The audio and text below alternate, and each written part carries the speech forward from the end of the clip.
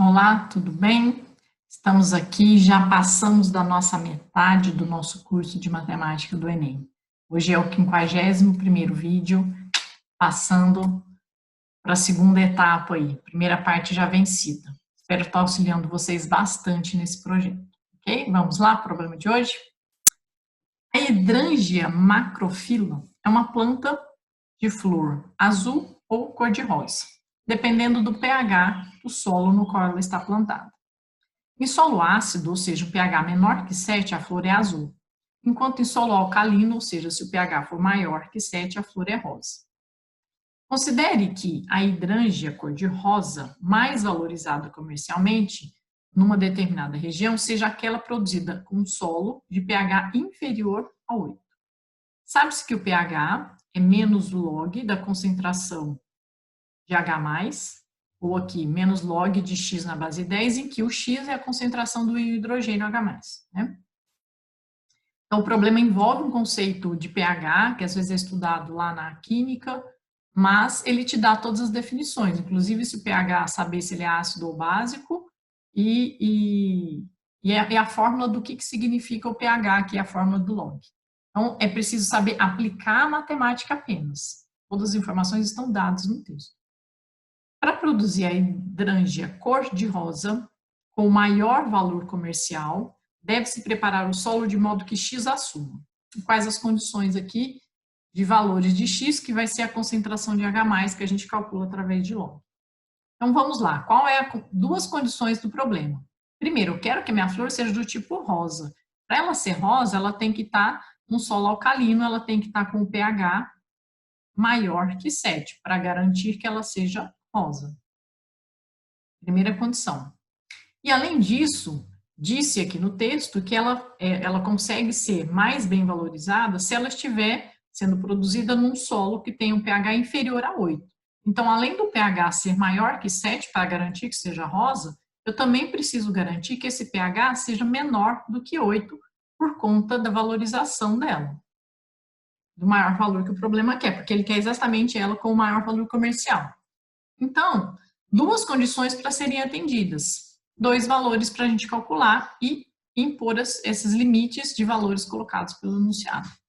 Bem, se o pH é menos log de X na base 10, então eu tenho que menos log de X na base 10 deve ser maior que 7 e o menos log de X na base 10 deve ser menor que 8.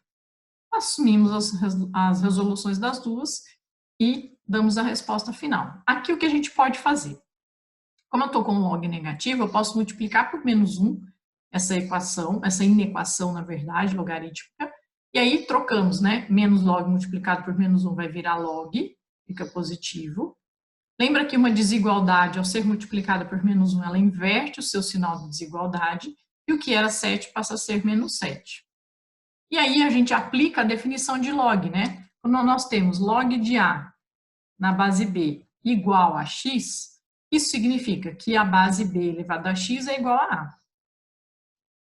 Isso é a definição. O logaritmo é o expoente que está se procurando de uma certa base para chegar nesse valor de logaritmando. Isso é a definição de logaritmo. Então, a gente aplica aqui a definição. Esse 10 elevado a menos 7 deve ser agora maior do que x, e não igual, porque a colocação do problema aqui é de uma desigualdade.